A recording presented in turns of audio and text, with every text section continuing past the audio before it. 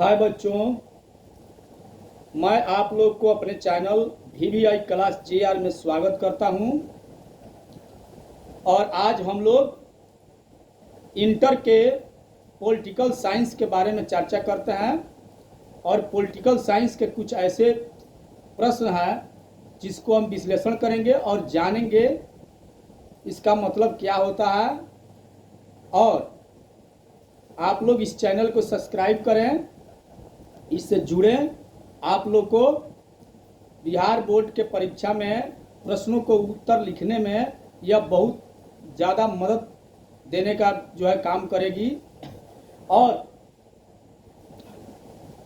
आज हम लोग को पढ़ना है शीत युद्ध। शीत युद्ध आरंभ कब हुआ, तो इसके बारे में हम जानते हैं कि प्रथम विश्व युद्ध के बाद जब वर्साय की संधि हुई और जर्मनी इसको नहीं माना, हिटलर वहाँ का शासक था, नहीं माना कि भले दूसरा युद्ध हम लड़ेंगे लेकिन वर्साय के संधि का जो जिम्मेवारी है, खर्चा है, हम इंग्लैंड को नहीं देंगे। और इस तरह से द्वितीय विश्व युद्ध का आरंभ हुआ 1939 से। 1939 से लेकर विश्व युद्ध शुरू हुआ 45 तक, यानी 1945 तक लगातार चलती रही।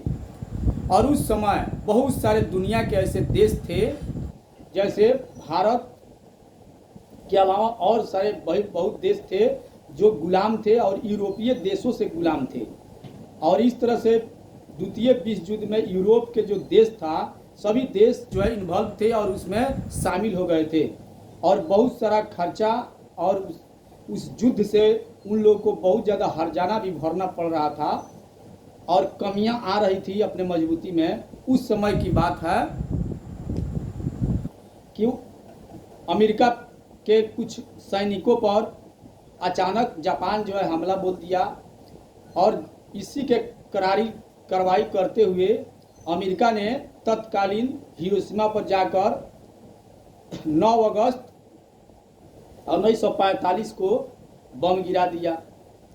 और इस तरह से आनन फानन में और परमाणु बम के भीषण तबाही के डर से देखते हुए दुनिया के सभी देश जो विश्व युद्ध में इन्वॉल्व थे, वो अपने आप को जल्दी से युद्ध को रोक लिए। और जल्दी से युद्ध रुका। उस समय अभी बहुत सारे देशों को मानसा नहीं था ये रुके। वे लोग अभी लड़ाई के बारे में नया नया अवसर तलाश रहे थे। उसी समय में आनन फानन में ये युद्ध रुक गया।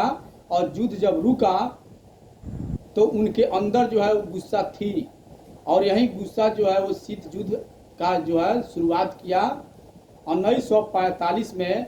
जब जैसे विश्व युद्ध रुका, उस समय से पूरा दुनिया वह अलग अलग खेमा में बढ़ गई।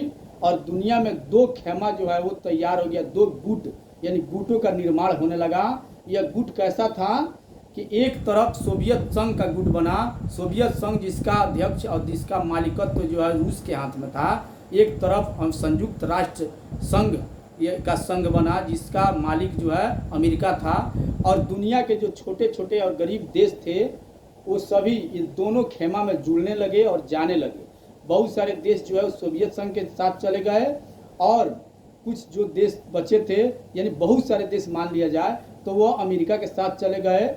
इसके दोनों के बीच में इन दोनों गुटों को हम 2 शक्तियों के नाम से भी जानते थे। एक सोवियत संघ रूस के नाम से, और एक संयुक्त राष्ट्र संघ यानी अमेरिका के नाम से। ये 2 शक्तियां थीं। कुछ ऐसे भी देश थे जो दोनों गुट में नहीं गए, दोनों गुट से अलग रह गए। तो इसमें भारत इसका मुख्य, इंडोनेशिया, भारत और सारे देश जो थे वह इस बीच में आए, जो गुट निरपेक्ष कहलाए। यानी निरपेक्षता इनको धर्म गुट बनाने में नहीं था, यानी मानव के हित में था और देश के विकास और वृद्धि में था।